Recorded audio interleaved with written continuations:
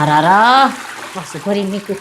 જસવા બાને મેં કેટલી વખત ના પાડી છે આ બાથરૂમ વાપરવાની, તો સમજતા જ નથી. ન્યા જ જાય છે, એની હારું આપણે અલગ બનાવ્યું છે, ન્યા જાતા જ નથી. હવે પાછું ભરી મૂક્યું. મારે કેટલીક વાર સાફ કરવાનું. હું કંટાળી ગઈ છું આ ડોહીથી હવે. પણ મમ્મી બાએ બાથરૂમ વાપર્યું તો એમાં શું થઈ ગયું? એટલી બધી એમાં રાયડું હું નાખો છો? અરે બા માટે આપણે ઉપર અલગ બાથરૂમ બનાવ્યું છે, એને ઈ જ વાપરવાનું હોય અને આપણે વાપરવાનું છે. એટલે મમ્મી તમે એવું કહેવા માંગો છો કે બા એક માળના પગથિયા ચડીને ઉપર બાથરૂમ કરવા જાય? પણ મમ્મી તમને ખબર તો છે ને બાથી હરખું હલાતુંય નથી. ઈ કઈ મારે નથી જોવાનું, એનું બાથરૂમ ઉપર બનાવ્યું છે એટલે ન્યા જ જવાનું હોય. અને તું કેમ એટલી બધી પંચાયત કરશો? હા સાચું કીધું એટલે કડવું લાગ્યું કા? સત્ય હંમેશા કડવું જ હોય. બસ હો, બહુ બોલશો હવે તું. ઉભા રહ્યો તમે. પપ્પા તમે કેમ ચૂપ બેઠા છો અને મમ્મીને કેમ કઈ કહેતા નથી? પણ બેટા તાર મમ્મી કહે છે ને એ સાચું જ કહે છે. આપણે બહાર ઉપર બાથરૂમ બનાવ્યું જ છે તો એને એ જ વાપરવું જોઈએ. આ આપણું બાથરૂમ ન વપરાય. અરે મમ્મી પપ્પા તમને બેને આવું વિચારતા શરમ આવી જોઈએ. બસ હો તારું બોલવાનું હમણાં બહુ વધી ગયું છે. માપ મારી જાય ને લાફો ચડી જાય. અરે પપ્પા એક નહીં બે મારી લ્યો પણ આજે હું ચૂપ નહીં રહું. યાદ કરો તમારા બાળપણના દિવસો જ્યારે તમે પથારીમાં પેશાબ અને સી કરી લેતા, ત્યારે આજ બા બધું સાફ કરતા. અને આજે તમે બાને તમારું બાથરૂમ વાપરવાની ના પાડો છો. યાદ છે કે ભૂલી ગયા? તમારે એક દીકરો છે. આજે તમે તમારા મા બાપાએ જેવું કરશો ને એવું જ કાલે તમારી હારે થશે. તો મિત્રો તમને આ વાત કેવી લાગી કમેન્ટ કરજો. જો વિડીયો સારો લાગ્યો હોય તો દરેક પરિવારને મોકલી દેજો. હે અપુ ચાલ તૈયારી કરવાનું ચાલુ કરી દે હવે. પણ છે હું ઈ તો કયો? આપણે જે ટિકિટ કરાવી હતી ને એ કન્ફર્મ થઈ ગઈ છે. હે હાલો તે હું બધું ફટાફટ પેકિંગ કરવા માંડું. કેટલું બધું પેકિંગ કરવાનું થાય. આપણે ઊભી રહેજો, મારી વાત સાંભળ. તું છે ને પેલા બધાના સ્વેટર, પગના મોજા, હાથના મોજા, ટોપા, ગરમ કપડા, મતલબમાં ઠંડી ન લાગે ને એવા કપડા લઈ લેજે, કારણ કે ત્યાં ઠંડી બહુ પડતી છે. ઉતાવળ કરતી ને પેકિંગ કરવામાં બધું યાદ રાખીને બધું ભરી લેજે. અરે ઈ તમે કઈ ઉપાધિ કરો માં, આ વખતે હું બધું યાદ કરીને નાખી દે. અને આ વખતે આપણે ટ્રોલી બેગે લઈ લેવી છે એટલે બધું સામાન ઉપાડવાનું કઈ માથાકૂટ નહીં. પપ્પા આપણે કે બહાર જવાનું છે? હા બેટા આપણે ચારધામની યાત્રાએ જવાનું છે. હે યાત્રા કરવા જવાનું છે? કઈ જગ્યાએ જવાનું છે? અરે બેટા આપણે હરિદ્વાર, કેદારનાથ, બદ્રીનાથ ઈ બધી જગ્યાએ જવાનું છે. હે તો બહુ મજા આવશે. ત્યાં બરફ પણ આવી છે ને? અત્યાર સુધી હું ટીવી માં બરફ જોતો હતો, હવે તો હું રિયલ માં બરફથી રમી. હા રમજે બેટા. હાલો તો હું દાદા દાદીને કહેતા હું. એ ઉભરો બેટા, દાદા દાદી નથી કહેવાનું. હા મી તો ખાલી આપણા ફેમિલીને જ જવાનું છે.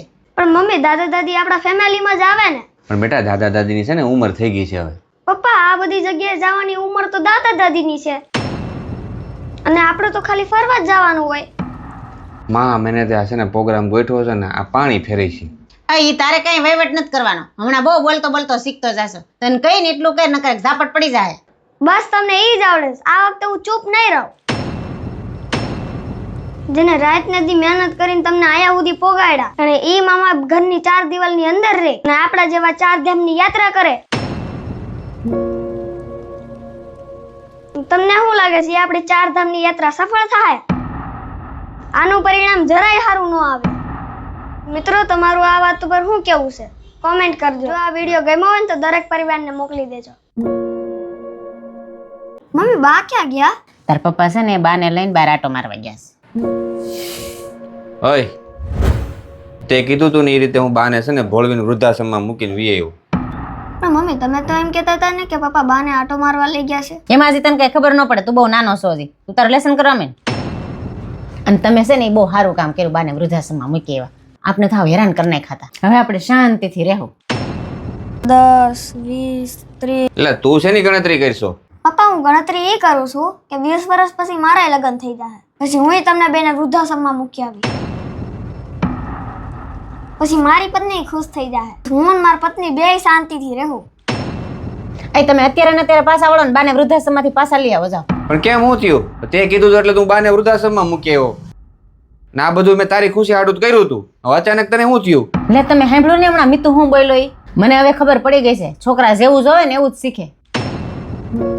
એટલે ભવિષ્યમાં આપણો વારો આવો ન આવે ને પેલા તમે જાવ ઝડપથી ને બાને વૃદ્ધાશ્રમમાંથી લઈ આવો. અને હવેથી બા આપણી હારે જ રહે. તું જ કહેતી હતી બાએ આપને હેરાન કરી નાખ્યા છે, હવે તું પાછા બાને લાવવાની વાત કરીશો. મને મારી ભૂલ સમજાઈ ગઈ છે. મિતુએ વાત કરી ને ઉપરથી મને સમજાઈ ગયું છે કે જેવું વર્તન તમે તમારા મા બાપ સાથે કરશો ને એવું જ વર્તન તમારા સંતાનો તમારી સાથે કરશે. મિત્રો આ વાત તમને કેવી લાગી કમેન્ટ જરૂર કરજો. અને જો આ વિડીયો ગમ્યો હોય ને તો બધા પરિવારને મોકલી દેજો. જસુમન બહુ ઉપાધિ થાય છે. સવારે બાનો ફોન આવ્યો તો બહુ ટેન્શનમાં હતા.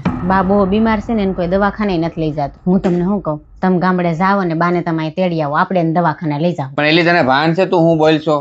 મિલકતના ભાગ પડ્યા ત્યારે હું થયું તને ખબર નથી? બધોય ભાગ એણે રાખ્યો તો હવે બાને ઈ જ હાચે છે. ઘરેણામાં ભાગ એણે રાખ્યો, જમીનમાં ભાગ એણે રાખ્યો, તને કાંઈ આપ્યું? તો હવે બાને છે ને હાચવવાની, દવાખાને લઈ જવાની, એને સેવા કરવાની બધી ફરજ એ લોકોની છે, આપણી નથી. અને આમે બાએ મને કોઈ દી કાંઈ આપ્યું જ નથી. અરે બાએ તમને જન્મ આપ્યો ને એ જ સૌથી મોટી વાત છે. તમને ભણાવ્યા ગણાવ્યા, તમને મોટા કર્યા, તમને લાયક બનાવ્યા અને તમારા લગ્ન કર્યા. અને રહી વાત ઘરેણાની અને જમીનની, અને એમાં ભાગ એને દેવો હોય તો દે, ન દેવો હોય તો કાંઈ નહીં. જો મા બાપના આશીર્વાદ દેશે ને તો એનાથી નહીં વધારે થાય આપણે. પણ અત્યારે આપણી ફરજ છે બાને દવાખાને લઈ જઈને એની સેવા કરી. કારણ કે જે ઘરમાં મા બાપ હોય ને એ ઘર સ્વર્ગ બની જાય. જેને ઘરેણાનો મોહ ને જમીનનો મોહ હતો ને એને મળી ગયું, એટલે એને સેવા નથી કરવી, પણ મારે બાની સેવા કરવી છે. પણ તું એક વાતમાં કેમ નથી સમજતી? બાનો ભાગ છે ને એ લોકોએ લીધો છે, તો બાને હાચવવાની, એને દવાખાને લઈ જવાની, એની સેવા કરવાની જવાબદારી પણ એની જ છે. અને તને બહુ સેવા કરવાનો શોખ હોય ને તો આપણે બધા જાવું, અહીંયા અનાથ આશ્રમમાં જાવું, વૃદ્ધાશ્રમમાં જાવું, ત્યાં જઈને સેવા કરશું. પણ તું છે ને બાને લાવવાની વાત રહેવા દે.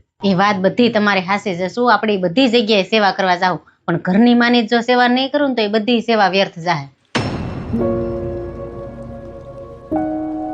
આપણા બાસ ઘરમાં દુખી હોય અને આપણે ગામમાં સેવા કરતા ફરી તો એ શું કામનું? તારી વાત તો સાચી છે, હું ઊંધું વિચારતો હતો.